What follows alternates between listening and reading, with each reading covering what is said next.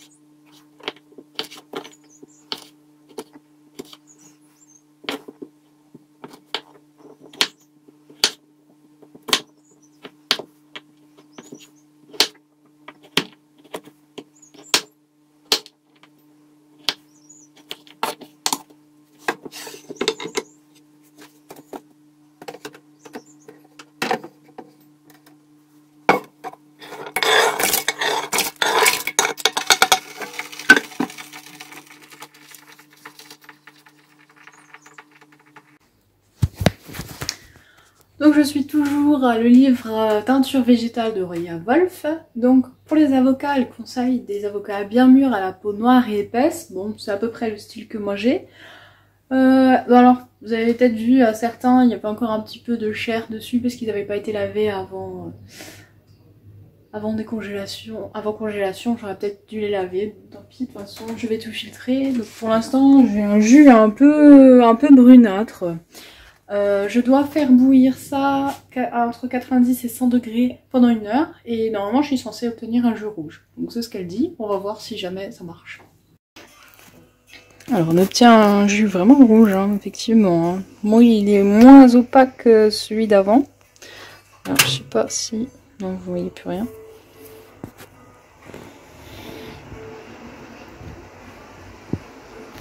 Donc j'ai retiré toutes les épluchures d'avocat et les noyaux que j'avais. Là mon bain est encore chaud, je vais tremper ma laine et puis on va faire cuire tout ça pendant...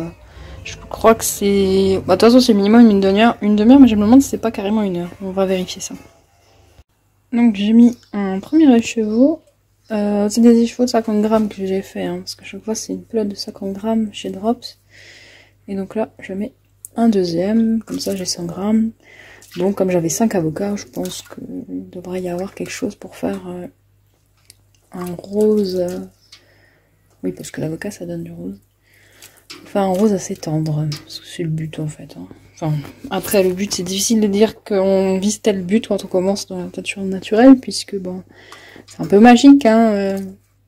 Quand on débute, on ne connaît pas les effets chimiques, on va dire, des trucs, quoi. Mais bon, on va voir.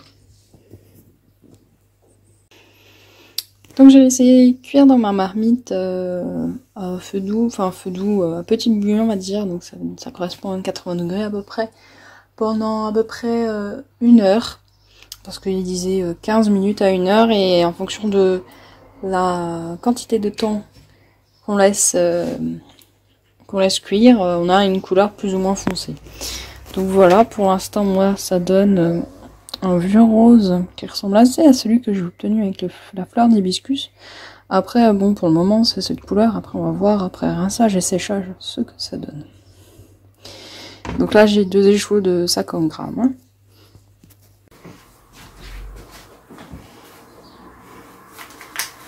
Alors, nous nous retrouvons pour voir qu'est-ce que ma teinture à l'avocat a donné une fois le séchage réalisé.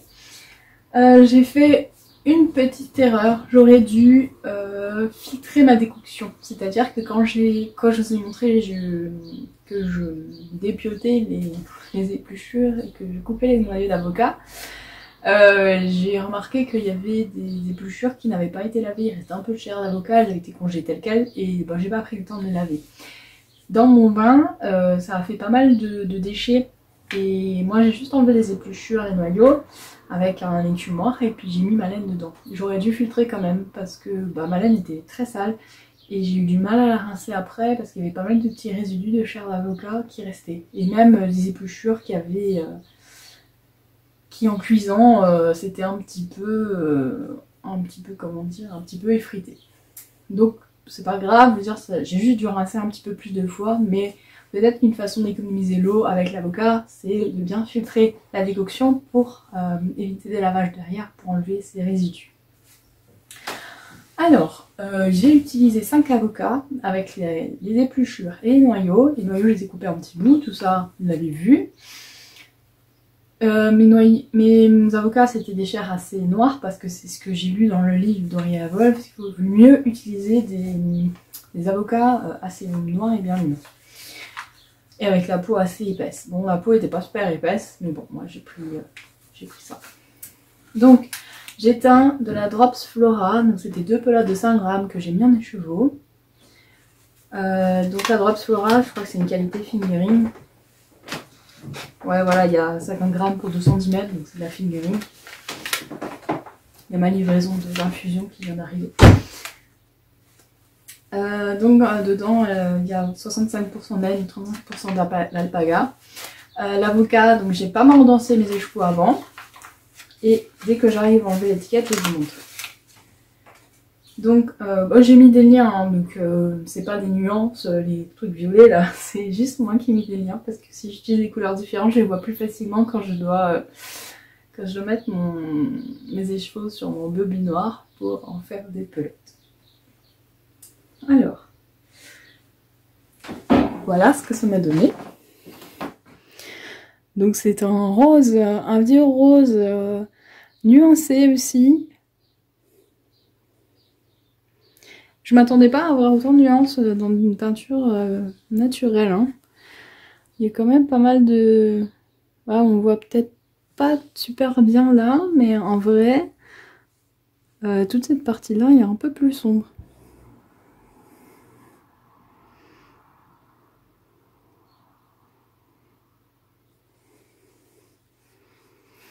Donc c'est une couleur qui est très jolie. J'aime vraiment beaucoup le résultat de l'avocat. Et bah j'ai pas osé remettre d'autres échevaux dans le bain. Mais finalement je pense que j'aurais pu. Mais c'était difficile parce que quand j'ai retiré les échevaux de mon bain, si le focus veut bien se faire, voilà. Quand j'ai retiré les échevaux de mon bain, en fait la couleur était très très claire et la couleur a pris un peu par la suite.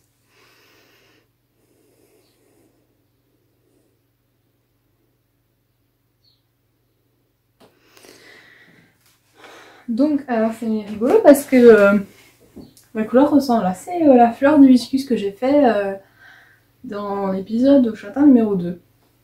Ça c'est la fleur d'hibiscus. Et ça c'est l'avocat. Là, avocat, là, fleur d'hibiscus. Et vous voyez, ils sont assez proches finalement. Celui-là, il est un petit peu plus... je sais pas comment vous dire ça. Ouais, pour moi, ils se ressemblent vraiment beaucoup.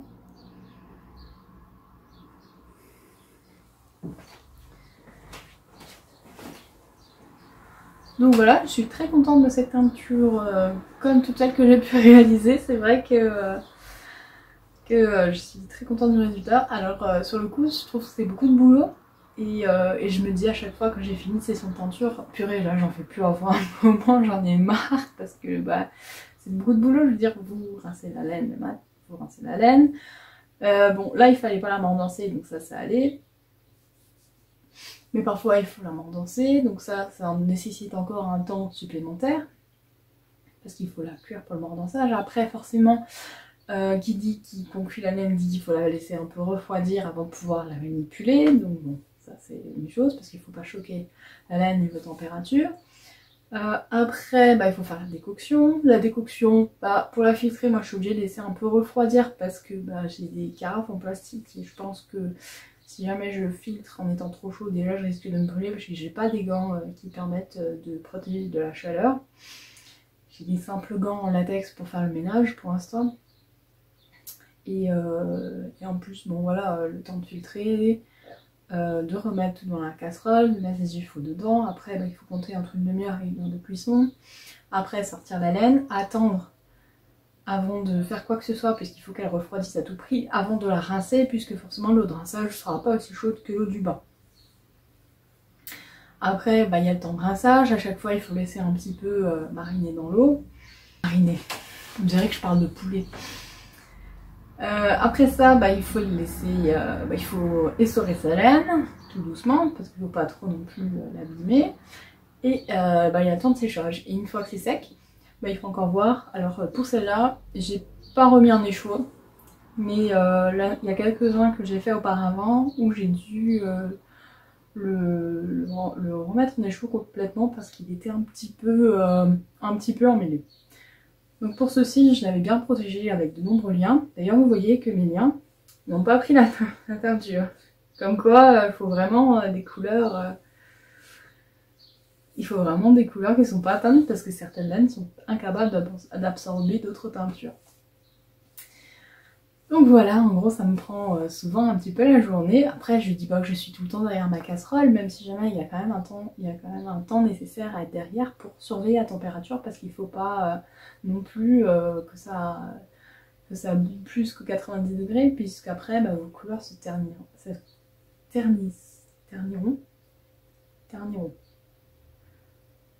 Oui, c'est le verbe ternir, donc j'irai terniront. Des fois j'ai des doutes comme ça. Enfin, je pense que ce ternisse, je l'ai entendu dans un podcast d'une teinturière de laine, qui est d'ailleurs, je lui fais totalement confiance, donc je préfère ne pas tenter. Après, ça peut aussi être une solution si on veut obtenir des couleurs un peu plus brunâtres. Je pense que ça doit virer vers le brun, mais comme dit, j'ai pas encore essayé. Donc, ouais, je veux dire que pendant que c'est dans leur marmite, il y a des temps où je suis pas à côté, où je fais autre chose. J'ai fait du crochet, j'ai fait d'autres choses, voilà. C'est pas non plus toute la journée, pendant 24 heures, je suis devant. Hein. Je tiens à me rassurer, c'est pas le cas. Mais ça donne quand même une impression qu'on est tout le temps derrière de faire un peu beaucoup de ça. Donc, comme je disais, bah, en fait, là j'en ai un petit peu marre parce que je sors d'un épisode de teinture et au bout d'une semaine j'ai de nouveau envie de teindre parce que je trouve ça totalement magique. Donc voilà. Donc je vais teindre un peu de temps en temps juste pour mon plaisir, juste pour voilà, pour m'amuser, pour amuser de nouvelles choses. En plus, bah ça coûte vraiment pas grand chose puisque les noyaux d'avocat, bah voilà, vous les mangez, enfin vous mangez pas les noyaux mais vous mangez de l'avocat, donc finalement il suffit de garder les épluchures. Moi je les ai congelées, donc comme on mange un avocat, je sais pas, toutes les semaines ou toutes les 2 semaines, ça permet de faire de faire son approvisionnement, son petit stock dans le congélo et de les sortir quand on en a l'utilité. Je suis aussi en train de garder les épluchures d'oignons. Alors ça prend un peu plus de temps, là j'ai même pas un gramme et pourtant on a déjà bien épluché 6-7 oignons. Hein. Donc je garde les oignons jaunes dans un pot et les oignons rouges dans un autre pot. Donc d'ici à peu près sans doute Noël, j'aurai peut-être assez pour faire une teinture à l'oignon. Et voilà, donc ça ce sera mes prochains, pas tout de suite, hein, mais ce sera des tests potentiels. J'ai des choses dans le jardin où je me dis pourquoi pas. C'est le cas par exemple du romarin. J'ai beaucoup de romarin dans le jardin, je vais avoir aussi la lavande, j'ai beaucoup de lavande. Et c'est deux choses que j'ai envie de tenter. Je sais que la lavande, il peut y avoir des résultats sympas, par contre le romarin, je suis pas sûre. Donc ce serait vraiment un test. Après, il y a d'autres choses qui sont assez simples à réaliser et qui ne demanderaient pas beaucoup de ressources. Ce serait le curcuma, parce que ça, tout le monde met en cuisine, mais c'est une couleur qui est assez intense, donc ça se tenterait aussi.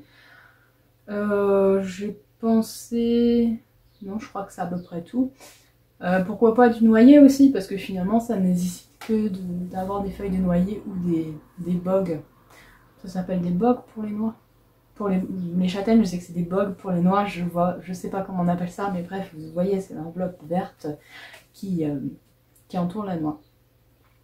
Donc ce serait des choses qui sont aussi assez simples à réaliser et voilà, qui ne demandent pas beaucoup de moyens. Donc c'est des choses que je pourrais tenter en attendant d'avoir à nouveau un petit budget, on va dire, si jamais je le souhaite, pour acheter d'autres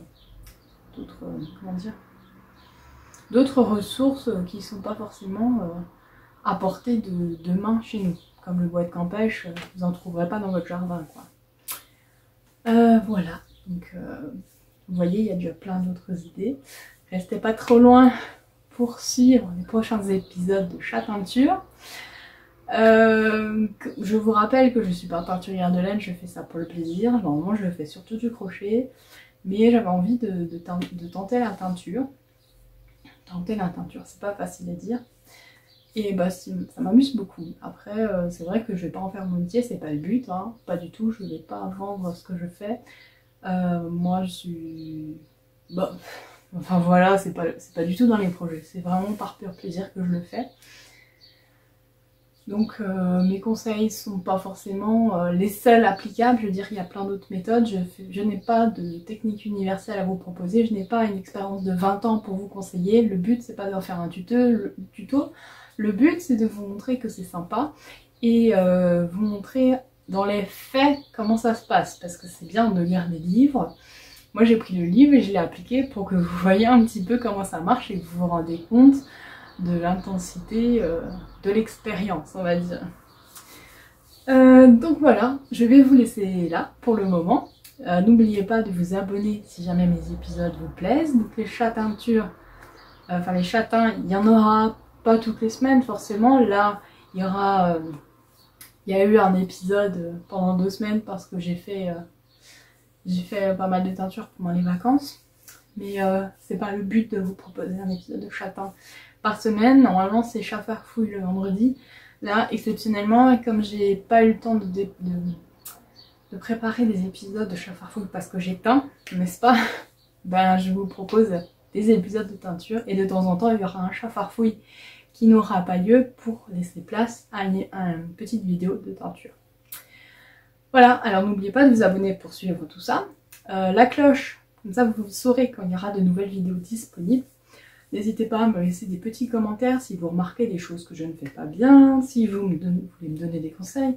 Je prends tout, sachant que je n'ai pas beaucoup d'expérience, je pense que tout conseil est bon à prendre. Si vous souhaitez également avoir plus de renseignements sur un procédé, ou si vous avez des questions, n'hésitez pas. Moi j'essaierai d'y répondre dans la mesure de mes connaissances dans le domaine. Si vous voulez savoir si jamais le livre teinture végétale vaut le coup d'Oriana Wolf, n'hésitez pas aussi, je pourrais vous en dire peut-être un peu plus si jamais vous hésitez à vous l'acheter. Et voilà, j'espère que vous serez amusés derrière cet épisode, que ça vous aura plu, que ça vous aura, ça aura attisé votre curiosité et on se retrouve pour un prochain, peut-être très bientôt. Allez, bye bye!